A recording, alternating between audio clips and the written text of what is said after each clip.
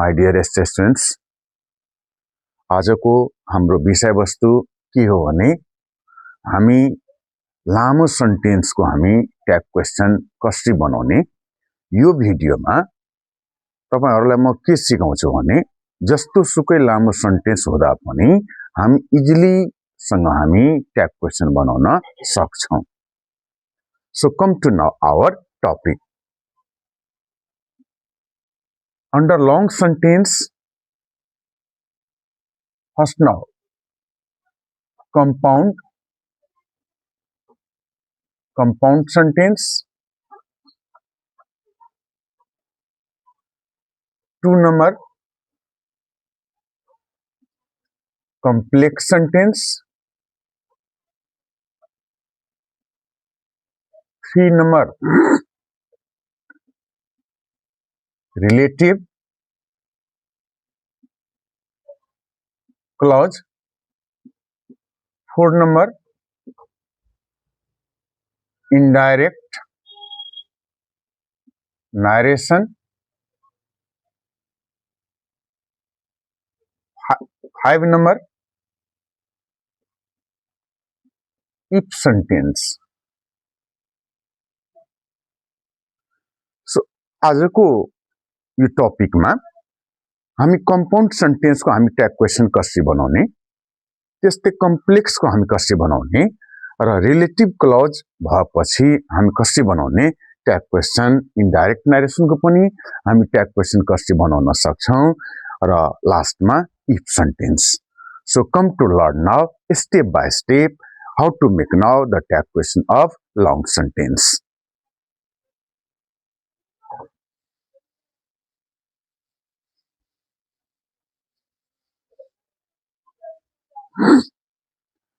अब हामी यो कम्पाउन्ड सेन्टेन्सको हामी कसरी ट्याग क्वेसन बनाउँछौं भने यो हामी हेर्छौं, यहाँ कोअर्डिनेट वर्ड हो, बट हो हैन, यसमा पनि बट छ हामी हेर्छौं र यसमा हाउएभर.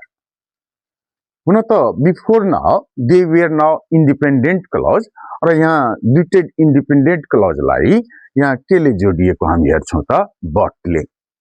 यो ट्याग क्वेसन बनाउँदा यो कम्पाउन्ड सेन्टेन्सको ट्याग क्वेसन जब हामी बनाउँछौं भने त सबभन्दा पहिला हामीले के हेर्नु पर्यो भने हाम्रो यो डिपेन्डेन्ट क्लज कुन हो त, डिपेन्डेन्ट यहाँदेखि लिएर यहाँसम्मलाई हामी के भन्छौं, डिपेन्डेन्ट क्लज भन्छौं र यहाँदेखि यहाँसम्मलाई पनि हामी के भन्छौं, डिपेन्डेन्ट क्लज भन्छौं.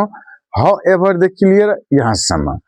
अब यसमा तपाईहरुलाई के बुझ्नु पर्छ भने डिपेन्डेन्ट क्लजलाई मात्र हेर्ने र डिपेन्डेन्ट क्लजमा सब्जेक्ट के हो, त्यसमा भर्ब के छ, त्यो अनुसार हामी चाहिँ के बनाउँछौं, ट्याग क्वेसन हामी बनाउँछौं. So come to now here first sentence, she loves tea but he prefers coffee. अब यहाँदेखि यहाँसम्मको जब हामी कुरा गर्छौं भने यो सेन्टेन्समा ही सब्जेक्ट हो र प्रिफर्स भनेको के हो त, एस फर्म अ भर्ब भनेको सिंगुलर भर्ब V5 हो. अब यसको ट्याग क्वेसन हामी के बनाउँछौं भने डजन्ट ही हामी लेख्छौं, doesn't Hee. How it is easy now. अब यही तरिकाले हामी यो 2 नम्बर पनि हामी बनाउन सक्छौं. I like an orange but you like a mango. Oh, you like a mango, you subject हो र like के हो भने V1 or it is now positive. So our tag question must be negative now here. So don't I must be always capital now. 3 number, I studied very hard for the exam, however I was still nervous. अब however देखि लिए nervous सम्म, यहाँ देखि यहाँसम्म यो के हो त, कोअर्डिनेट वर्ड हो. इन्डिपेन्डेन्ट क्लजलाई यहाँ हाउएभरले के गरिएको हामी हेर्छौं त, जोडिएको हामी हेर्छौं. अब यो सेन्टेन्समा आई के हो त, सब्जेक्ट हो र वाज के हो त, हेल्पिङ भर्ब. I was. अब आई वाज छ भने त वाज को हामी के लेख्न सक्छौं भने वाजन्ट हामी आई लेख्न सक्छौं.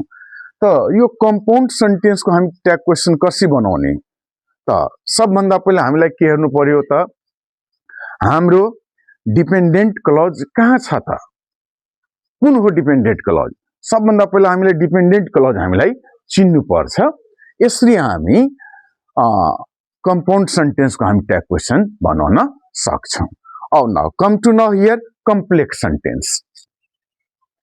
अब यो सेन्टेन्समा यो फर्स्ट सेन्टेन्समा although he was healthy he was still unhappy. अब यसमा हामी के हेर्छौँ भने although he was healthy he was still unhappy, यो चाहिँ के हो त? डिपेन्डेन्ट क्लज हो भने यो चाहिँ के हो त? मेन क्लज हो। मेन क्लजलाई हामी अर्को नामले पनि हामी चिन्न सक्छौँ। यसलाई हामी प्रिन्सिपल क्लज पनि हामी भन्न सक्छौँ। त यो चाहिँ के हो त? मेन क्लज हो। Come to now second sentence, because I was sick I didn't go to school. So in second sentence now, where is our main clause now? I think now it is our main clause. I didn't go to school. But now, because I was sick, it isn't now main clause here now. It is now subordinate clause, or subordinate clause means now dependent clause here. So complex sentence ma हामी कसरी complex sentence भएपछि हामी कसरी tag question बनाउन सक्छौँ भने जहिले पनि हामीलाई मेन क्लजको आधारमा हामीलाई बनाउनु पर्यो। अब मेन क्लज त पहिला हामीलाई चिन्नु पर्यो कि मेन क्लज कुन हो। त मेन क्लज यो हो, he was still unhappy. Second सेन्टेन्समा I didn't go to school. अब यो सेन्टेन्स अनुसार हामी चाहिँ के बनाउन सक्छौँ? ट्याग क्वेसन बनाउन सक्छौँ। ही was still unhappy, now it is a positive. So you also know here now, if our statement is positive, that question must be negative. So what to write now here? Wasn't he now? Wasn't he? Was here auxiliary verb. Here also was becomes now wasn't, or he means now subject. So wasn't he? Come to now second sentence. Because I was sick, I didn't go to school. So didn't go to school. I subject. Or now tense in simple past tense, negative. So negative must be positive. So I'll write now here, did I. So in this way we can make now the tag question of now complex sentence. अब हामी relative क्लजको हामी कुरा गरौँ। Relative क्लजमा हामी खास गरेर हामी के बुझ्छौँ भने यो रिलेटिभ वर्ड हामीले थाहा हुनु पर्यो। रिलेटिभ वर्ड भनेको जस्तै हु भयो यो सेन्टेन्समा, र यो सेन्टेन्समा हामी के हेर्छौँ? द्याट हेर्छौँ। त्यस्तै थर्ड सेन्टेन्समा हामी होम हेर्छौँ, र फोर्थ नम्बरमा वेयर, र 5 नम्बरमा चाहिँ हामी के हेर्छौँ? हुज हेर्छौँ। रिलेटिभ क्लज अब यो दुईटै के अरे यहाँ दुईटा सेन्टेन्स चाहिँ केले जोडिएको हामी हेर्छौँ भने त रिलेटिभ वर्ड्सले। रिलेटिभ वर्ड्स भनेको जस्तै हु भयो, whom, whose, what, that, which. So these are said now relative words here. But now how to make now the tag question of relative clause now? What's now its now tips or now techniques here? So first students, all you have to think now, which one is now its now main clause? Yes, पहिला हामीलाई चाहिँ के find out गर्नु पर्यो भने यो सेन्टेन्सबाट यसको main clause कुन हो त? मेन क्लजको आधारमा हामीलाई चाहिँ के बनाउनु पर्यो त? यो रिलेटिभ क्लजको हामी के बनाउने त? Tag question.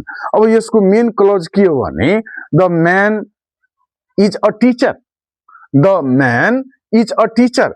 अब यो आधारमा the man is a teacher, it is a main clause here, or that is a subordinate clause here, who lives next door. अब यो आधारमा हामीलाई बनाउनु हुँदैन। The man is a teacher, the man is a teacher, is means now auxiliary verb, so it becomes now isn't, or the man. So what to write now? It's pronoun now here, he now, isn't he. Come to now second sentence, you bought the car that was on sale, you bought the car that was on sale. So it is our now main clause here now, you bought the car, so it is V2. So what to write now? Did, didn't, and now you, didn't you. Third questions, the girl whom you met is my sister. The girl is my sister. The girl is my sister. The girl is my sister यो चाहिँ के हो त main clause हो मैले अघि नै भनेको कि रिलेटिभ क्लजको हामी ट्याग क्वेसन कसरी बनाउँछौँ भने त जहिले पनि हामीलाई चाहिँ मेन क्लज फाइन्ड आउट पहिला गर्नुपर्छ मेन क्लजकै आधारमा हामी बनाउने त the girl is my sister यसको हामी ट्याग क्वेसन के बनाउँछौँ भने इजन्ट अनि हामी के लेख्छौँ सी लेख्छौँ fourth number this was the place where I was born अब वेयर आई वाज बर्नलाई हामी किन गर्ने यसलाई हेर्दा पनि हुन्छ हाम्रो मेन क्लज यो हो दिस वाज द प्लेस अब दिस वाज द प्लेस हो भने त्यसको हामी ट्याग क्वेसन के बनाउँछौँ वाजन्ट इट अब हामी यहाँ के लेख्ने त वाजन्ट हामी इट लेख्छौँ come to now question number 5 the man whose wife died yesterday was my neighbour अब यसको मेन क्लज कुन हो त the man was my neighbour अब whose wife died yesterday it isn't now main clause it is now here dependent clause here now so never right now tag question according to no dependent clause or no subordinate clause here we have to follow the rules of now main clause so the man was my neighbor so I'm writing now here wasn't he now wasn't he because male here so I have used now he अब हामी if सेन्टेन्सको हामी tag question हामी कसरी बनाउँछौँ भने यहाँ मैले तीनटा चाहिँ इक्जाम्पल मैले लेखिदिएको छु फर्स्टमा के हो भने if you hit ice it melts now अब यो सेन्टेन्समा हामीलाई मेन क्लज हामी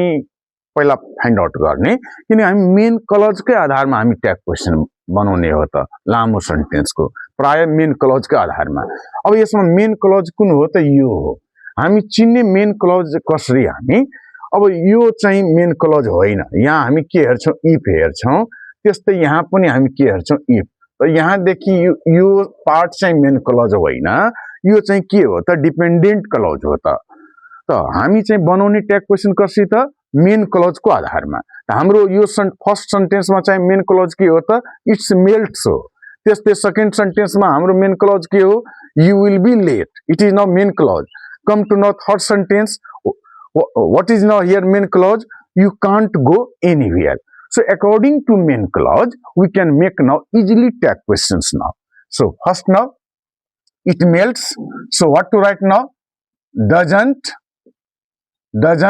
it now doesn't it it melts it is now main clause here come to second sentence you will be late if you don't hurry this is our main clause so you will becomes now here want will becomes want and now it's subject so right now here you want you come to now third sentence unless you complete your work you can't go anywhere so according to you can't go anywhere we can make now tag question so it is now negative tag question must be positive you can so now right now can you so in this way we can make now tag question of if sentence here